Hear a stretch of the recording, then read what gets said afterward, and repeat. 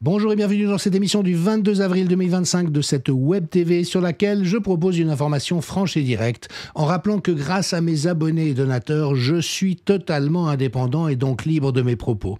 Et l'émission du jour va rappeler l'importance de cette indépendance. Au sortir de la trêve pascale, je vous propose effectivement d'aborder la situation humanitaire catastrophique qui sévit dans la bande de Gaza. Les populations locales, martyrisées, bombardées, privées de tous les soins et des besoins de première nécessité. Dans un territoire dont toutes les infrastructures ont été bombardées impitoyablement par le régime israélien, n'ont reçu aucune aide humanitaire depuis 49 jours. Et avec un camp notamment états-unien qui est arc-bouté sur « c'est de la faute du Hamas, c'est à cause des otages, si ce problème se déroule, vous n'avez qu'à vous tourner vers le Hamas », alors qu'on sait que le gouvernement Netanyahou a tout fait, certains ministres l'ont dit, pour mettre en échec toute possibilité de libération des otages, et que le gouvernement Netanyahou est prêt à sacrifier ces otages pour s'assurer de la destruction de la bande de Gaza. Et je rappelle qu'il n'y a pas deux camps, Israël d'un côté et les Palestiniens de l'autre. S'il y a bel et bien deux camps, il y a ceux qui préservent leur humanité envers et contre tout, d'un côté comme de l'autre, et ceux qui ont basculé dans la déshumanisation, c'est-à-dire la justification de l'horreur absolue qui est en train de se dérouler à Gaza. Alors je vais aujourd'hui passer la parole à un érudit palestinien d'origine chrétienne, de nationalité suisse, le professeur Sami Aldeb, qui est docteur en droit de l'Université de Fribourg, diplômé en sciences politiques de l'Université de Genève. Il est habilité à diriger des recherches, c'est-à-dire le plus haut grade universitaire en France, dont il est professeur des universités. Il a occupé pendant 30 ans le poste de responsable du droit arabe et islamique à l'Institut suisse de droit comparé. Et puis, il est actuellement directeur du Centre de droit arabe et islamique, ici en Suisse romande, auteur de nombreux ouvrages. Il a notamment traduit la Constitution suisse en arabe et le Coran en français, anglais et italien. Et le professeur Aldeb va développer ici un point de vue qui invite justement au dépassement de la crispation identitaire qui, si elle se poursuit dans la tonalité qui est la sienne aujourd'hui, va conduire nécessairement ces deux peuples à une forme d'autodestruction. Car oui, le Hamas et Netanyahou, le gouvernement Netanyahou, sont les deux faces d'une même pièce. La haine de l'autre et la tentation génocidaire sont telles que ces mouvements sont prêts à aller à la destruction de leur propre peuple pour arriver à leur fin. Ce sont des calamités pour leurs populations respectives. Alors peut-être que les propos du professeur Aldeb vont choquer certains d'entre vous, notamment quand il se réfère aux opérations du 7 octobre, qui ont été à l'origine de cette catastrophe, mais dont il faut rappeler en effet qu'il existe de nombreux soupçons du côté israélien que le gouvernement était au courant et aurait laissé faire. C'est en tout cas ce que sous-entend le directeur du Shin Bet, la sécurité interne israélienne. Et que le gouvernement israélien, à ce jour, refuse une commission d'enquête pour savoir ce qui s'est réellement passé. D'autres personnes pourront être choquées par les références au passé nazi, à ce que les nazis ont fait souffrir aux Juifs, dans la bouche du professeur Aldeb, mais il faut rappeler que des crimes de guerre et des crimes contre l'humanité sont en cours à Gaza, tout comme à bien des égards le 7 octobre était sans doute également comme relevant de crimes de guerre et de crimes contre l'humanité.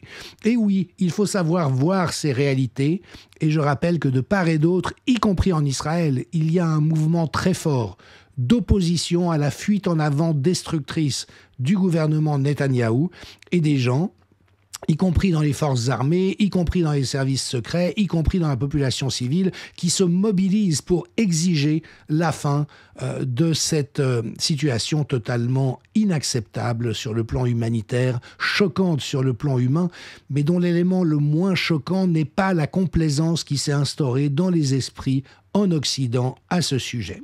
Dans une prochaine émission, je reviendrai sur les tenants et les aboutissants autour de ce qui s'est passé le 7 octobre et ce qui se passe depuis, dans un contexte géopolitique beaucoup plus large. Mais pour l'instant, je cède la parole au professeur Sami Aldeb en le remerciant de sa confiance et de mon autorisation à reproduire son appel, un appel qui vise à dépasser ce qui continue à générer toujours de la même calamité, et notamment sur la base d'une approche à la Suisse de la situation. La Suisse est elle-même empreinte de désarroi, les autorités sont en train de trahir son identité et sa neutralité à bien des égards. Ça ne veut pas dire que dans ce qui a été trouvé sur le plan local pour permettre à des populations antagonistes et n'ayant rien à voir les unes avec les autres, ni sur le plan religieux, ni sur le plan linguistique, ni sur le plan socio-économique ou géographique, il y a peut-être dans ce modèle quelque chose dont effectivement la Terre Sainte pourrait s'inspirer. En tout cas, adressons tous nos vœux de paix et d'humanité à ces populations, et notamment à la population de Gaza et des territoires occupés qui souffrent tellement, mais à la population israélienne aussi, car un peuple qui en vient à se comporter envers un autre, comme c'est le cas actuellement d'Israël, est en train d'y laisser son âme par la même occasion. À bientôt. Merci. Je souhaite dans cette vidéo adresser un message aux Israéliens et aux Palestiniens. Un message aux Israéliens et aux Palestiniens. Celui qui prend par l'épée sera pris par l'épée. C'est le titre de cette vidéo. Celui qui prend par l'épée sera pris par l'épée. Cette phrase est attribuée à Jésus. Et lorsqu'il priait à Gethsémani, Judas est venu avec des personnes armées envoyées par les autorités religieuses juives pour l'arrêter. Et parmi eux, il y avait Judas qui a donné comme indication pour connaître Jésus, c'est qu'il allait lui donner un baiser sur la joue. Et à ce moment-là, Jésus-Christ a été arrêté. Un des disciples de Jésus a pris l'épée et il a coupé l'oreille d'un serviteur du grand prêtre. Jésus-Christ lui dit, remets ton épée. Celui qui prend par l'épée sera pris par l'épée. C'est un appel à la non-violence. Aujourd'hui, malheureusement, au Proche-Orient, le sang coule à flot.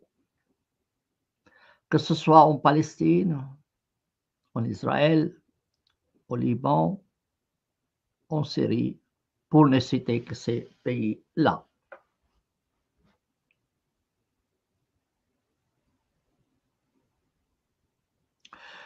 Quand est-ce que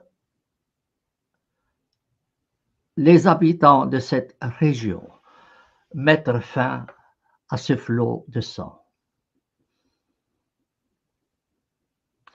La violence qu'exercent les uns et les autres ne peut contribuer à la paix au Proche-Orient. Elle ne fait qu'augmenter la haine mutuelle. Il se trompe si Israël pense qu'à travers ces violences contre les habitants de Gaza pourra s'assurer la paix.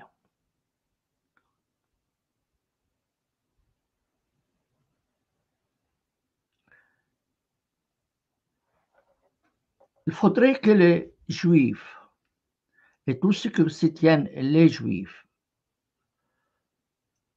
J'entends par là les Juifs qui soutiennent Netanyahou et les autorités et les pays occidentaux qui soutiennent Netanyahou sachent que ce qui s'est passé à Gaza le 7 octobre n'est qu'une mise en scène israélienne.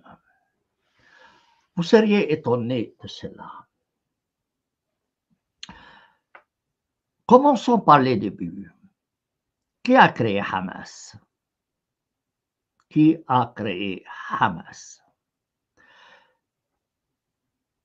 Ou qui a autorisé la création de Hamas? Évidemment, Hamas est composé de Palestiniens musulmans. Il a été créé par Israël pour diviser les rangs des Palestiniens. Israël a fourni des armes à Hamas. Et avec ces armes, Hamas a tué des adhérents de Yasser Arafat. Plusieurs policiers de Yasser Arafat étaient jetés par-dessus les toits. Il est impossible d'envoyer $1 en Cisjordanie ou à Gaza si ce n'est qu'avec l'autorisation d'Israël. Il contrôle tous les systèmes bancaires dans la région.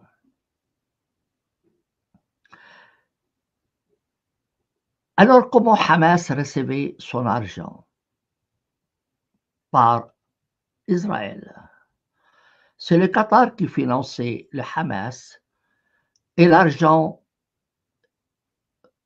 parvenait à Hamas par les canons israéliens.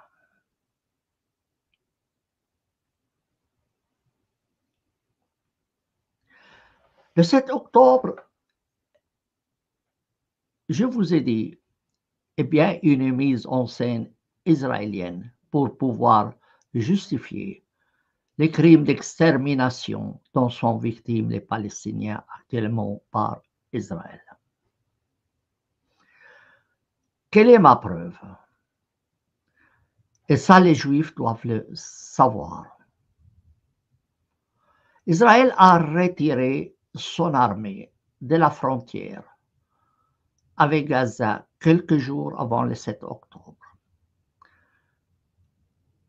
Il était au courant de la préparation du 7 octobre. Il a retiré son armée pour permettre à Hamas d'entrer, de traverser les frontières sans problème.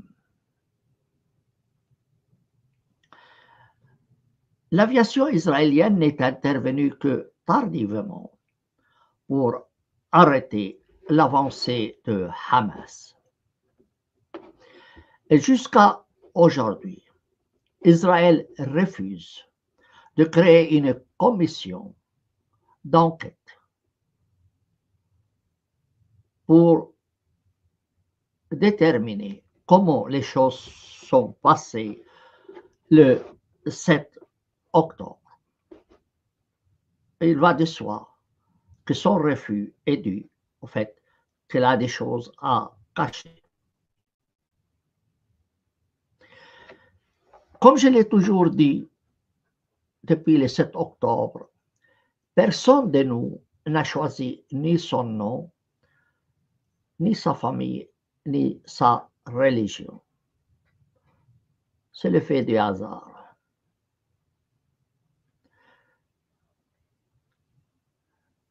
De quel droit donc Netanyahou extermine 14 000 enfants palestiniens et 10 000 femmes palestiniennes?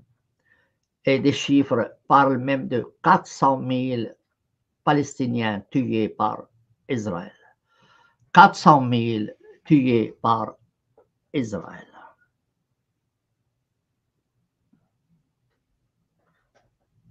Chiffre évidemment qu'il faut vérifier. Quel est leur crime? Leur seul crime, c'est qu'ils ne sont pas juifs. Pourquoi Netanyahou extermine les Palestiniens? C'est parce qu'ils ne sont pas juifs. Exactement comme en Allemagne, on exterminait les Juifs parce qu'ils étaient juifs. Netanyahou répète le même scénario. Et cette fois, il extermine les Palestiniens parce qu'ils ne sont pas juifs. Les mêmes arguments, mais renversés. Ce qui se passe aujourd'hui à Gaza est une honte pour tous les Juifs qui soutiennent Israël. C'est une insulte aux victimes du nazisme, aux victimes juives du nazisme. C'est indigne de la part des Juifs de soutenir un gouvernement qui commet des crimes qui ne diffèrent pas des crimes nazis contre les Juifs.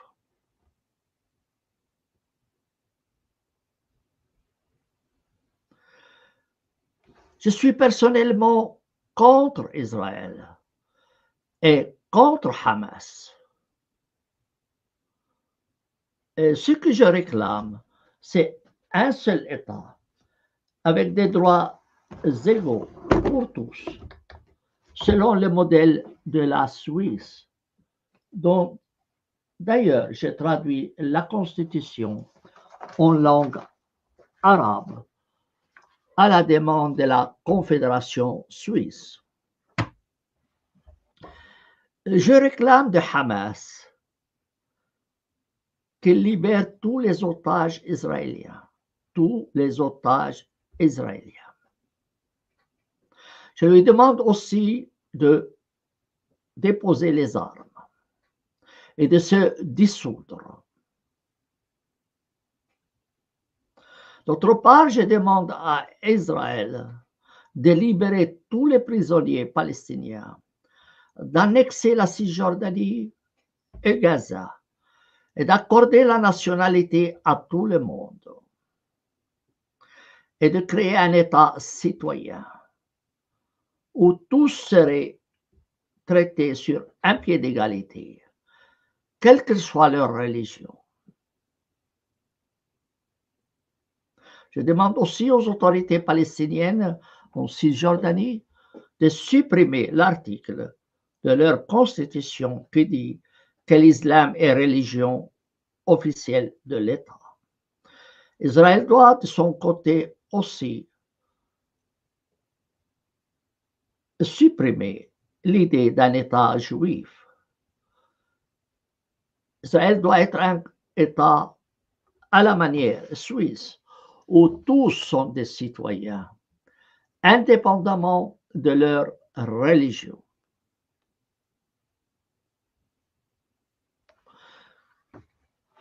Israël se trompe s'il croit qu'il va pouvoir vivre en paix dans la région en exterminant les Palestiniens, en détruisant Gaza, en détruisant les maisons des Palestiniens, en arrachant leurs arbres.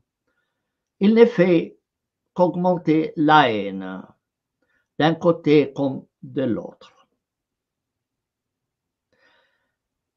Ce n'est pas un moyen pour parvenir à la paix, mais à perpétuer l'état de guerre au Proche-Orient. Les Juifs qui soutiennent Israël doivent exiger de la part d'Israël la création d'une commission pour examiner ce qui s'est passé réellement le 7 octobre. Et ils découvriront certainement que le 7 octobre n'est qu'une mise en scène israélienne pour justifier l'extermination des Palestiniens.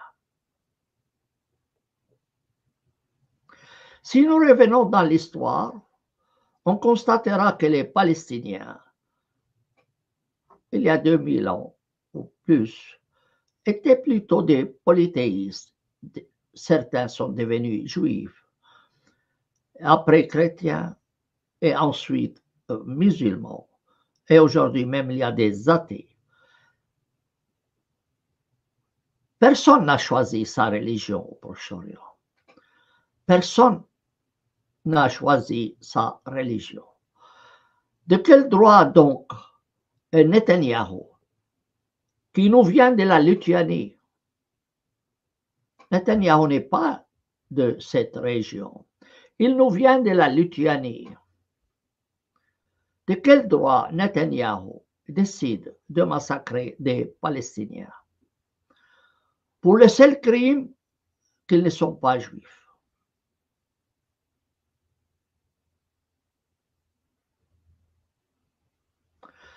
Mon message donc aux Palestiniens, aux Israéliens, de mettre fin à ces conflits et de trouver une solution sans effusion de sang. On en a assez des morts, des blessés, de cette politique de destruction israélienne. On en a assez aussi de Hamas. Les victimes, d'un côté comme de l'autre, n'ont pas choisi. Ce sont des politiciens assoiffés de sang qui décident de la situation et qui, eux, arrivent à s'aimer la haine dans la population d'un côté comme de l'autre.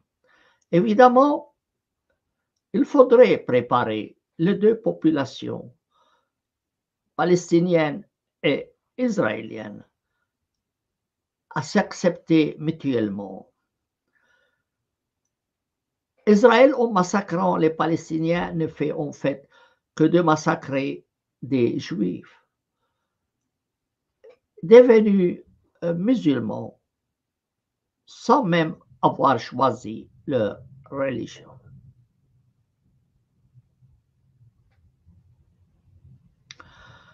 Voilà donc mon message aux Israéliens et aux Palestiniens. Mettez fin à ces massacres inhumains. Mettez-vous autour d'une table et discutez. Et discutez pour trouver une solution sans effusion de sang, sans destruction, sans expulsion, sans affamation. Israël interdit maintenant l'accès à la nourriture et à l'eau aux Palestiniens, ce qui constitue un crime de guerre et un crime contre l'humanité. Et le malheur veut que ce sont des pays occidentaux, surtout américains, mais aussi européens, qui soutiennent Israël et qui lui fournissent les armes.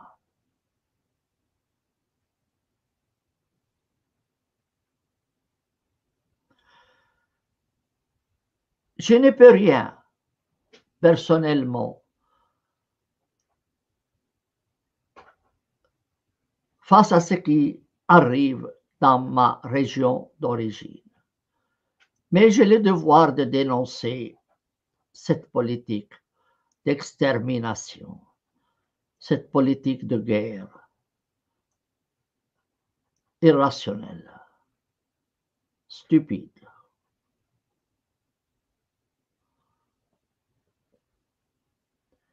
Je ne vais pas prolonger cette émission.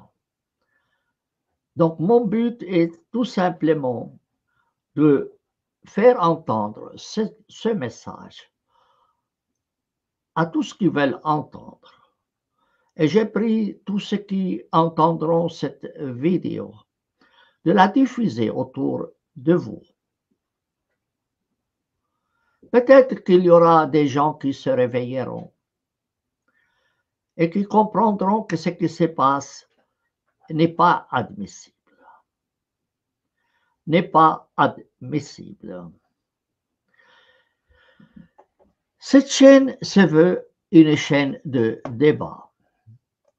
Donc, toute personne a le droit d'intervenir pour poser des questions ou faire ses remarques. Si l'un ou l'autre de vous veut intervenir, vous avez ici le lien. Vous n'êtes pas tenu de le faire, mais si vous souhaitez le faire, vous êtes toujours le bienvenu. Et si ce n'est pas le cas, bien tout ce que je peux vous dire, c'est que nous devons avoir une pensée envers ceux qui souffrent dans notre région, quelle que soit leur religion. Chaque personne a le droit à la dignité, indépendamment de sa religion.